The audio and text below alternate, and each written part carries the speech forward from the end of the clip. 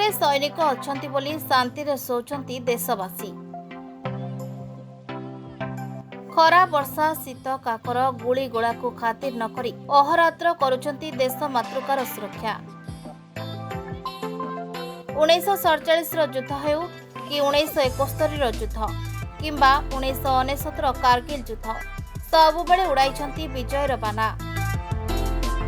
ସେ ବୀର ସୈନିକମାନଙ୍କୁ ଏବଂ ଦିବଂଗତ ମାନଙ୍କର ପରିବାର ଲୋକଙ୍କୁ ସମ୍ମାନିତ କରିଛି ରୋଟାରୀ କ୍ଲବ ଅଫ୍ ଭୁବନେଶ୍ୱର।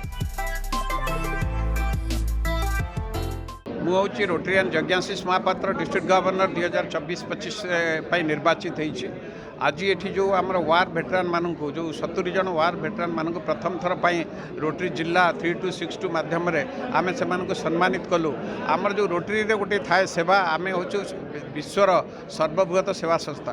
ତେଣୁ ଯେଉଁ 7th ଏରିଆ ଅଫ୍ ଫୋକସ୍ରେ ରହିଛି, ସେଥିରେ ଗୋଟେ ଫୋକସ୍ ଏରିଆ ରହିଛି ଯେଉଁଥିରେ କି ଆମେ ଯେଉଁମାନେ ୱାର୍ ଭେଟରାନ୍ ମାନେ ସେମାନଙ୍କୁ ସମ୍ମାନିତ କରିବା ଆଉ ସେମାନଙ୍କୁ ମନେ ପକାଇବା।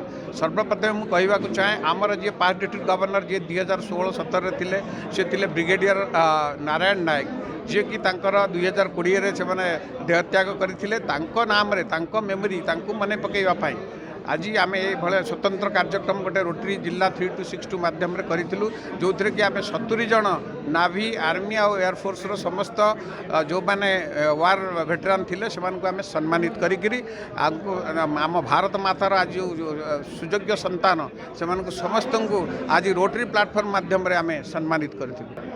ଅତିଥି ଆମର ଆର୍ମିର ଚିଫ୍ ଥିଲେ, ଆମର ନାଭିର ଚିଫ୍ ଥିଲେ ଆଉ ଏୟାରଫୋର୍ସର ଚିଫ୍, 3 ଜଣ ଯାକ ଚିଫ୍କି ଆମେ ନିମନ୍ତ୍ରିତ କରିଥିଲୁ।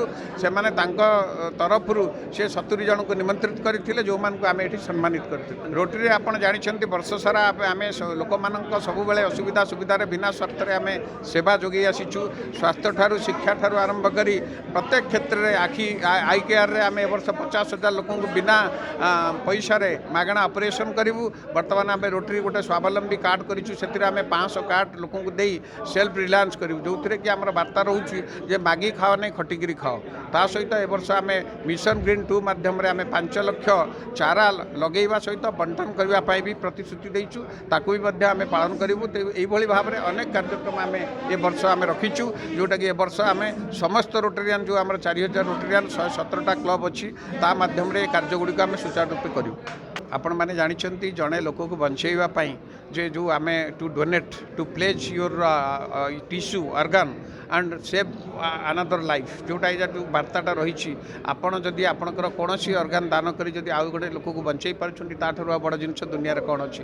ଯେଉଁଟାକି ରୋଟରୀ ଆମର ଗୋଟେ ସେମିନାର ହେଇଥିଲା ଆଜି 5 ଦିନ ତଳେ, ଯେଉଁଥିରେ କି ଆମେ ସେ ବାର୍ତ୍ତାଟି ଦେଇଥିଲୁ। ତା'ର ମୂଳ ଲକ୍ଷ୍ୟ ଥିଲା ଆମେ ଘରେ ଘରେ ସେ ଆୱାରନେସ୍ କରିବୁ, ଯେଉଁ ଲୋକମାନଙ୍କୁ ସେମାନଙ୍କୁ ବୁଝେଇବୁ ଯେ ନାଇଁ ଆପଣ ଅଙ୍ଗଦାନ କଲେ କୌଣସି କ୍ଷତି ନାହିଁ, ଆପଣମାନେ ଅଙ୍ଗଦାନ କରିବା ଫଳରେ ଆଉ ଜଣେ ଲୋକ ବଞ୍ଚିପାରୁଛି।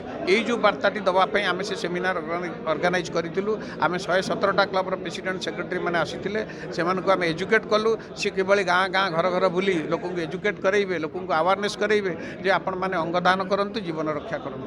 ପ୍ରୋଗ୍ରାମ ବହୁତ ଭଲ ହେଲା, ବହୁତ ଖୁସି ହେଲୁ, ଆନନ୍ଦ ଅନୁଭବ କଲୁ କି ୱାର୍ ଭେଟରାନ୍ ମାନଙ୍କୁ ଏତେ ବଡ଼ ସମ୍ମାନ ମିଳିଲା। ବହୁତ ଖୁସି ଲାଗିଲା, କାହିଁକିନା ଆମେ ତ ପୁରା ମୋ ହଜବ୍ୟାଣ୍ଡ, ମୋ ପୁଅ, ଜୋଇଁ ସମସ୍ତେ ଅଛନ୍ତି ନା ଆର୍ମିରେ, ତ ତେଣୁକରି ପ୍ରୋଗ୍ରାମ ବହୁତ ଭଲ ଲାଗିଲା।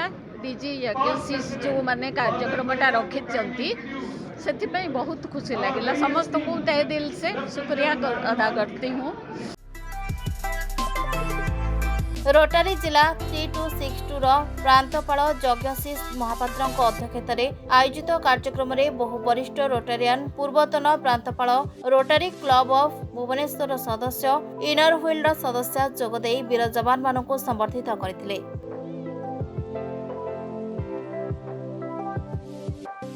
कृतज्ञता जनइलु से हूँ से आमर भाई माने बंधु माने आम समस्त भारतीय आम भाई बंधु सबू एम सम्मान जनवाई बंदोबस्त यहाँ आम चाहिए जो मैंने जानी शुणी से जापारू हो पारे से बहुत जन छाड़ी हो गले भी यहाँ अति कम समय बंदोबस्त करागला।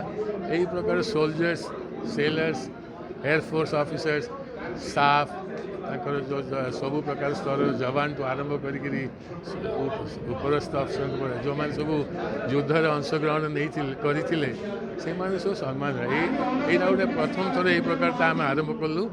ଆମ ଓଡ଼ିଶା ଯେଉଁ ରୋଟରୀ ଡିଷ୍ଟ୍ରିକ୍ଟ 3262 କହୁ ଏଇଟା ପ୍ରଥମ ଥର ହେଲା। ଦେଖାଯାଉ ଆଗକୁ ଆମେ ଖାଲି ଗୋଟେ କହିବା ପିଲାମାନେ ଏଇ ପିଢ଼ିର ପିଲା ଜାଣିବା କଥା ଯେ କେଉଁ ପ୍ରକାର ତ୍ୟାଗ ଆମର ସବୁ କରିଥିଲେ ଆମ ଦେଶକୁ ସୁରକ୍ଷିତ ରଖିବା ପାଇଁ। Please watch current updates in Rainbow Digital. Stay logged in www.rainbowodisha.com. Subscribe our channel in YouTube and press the bell icon.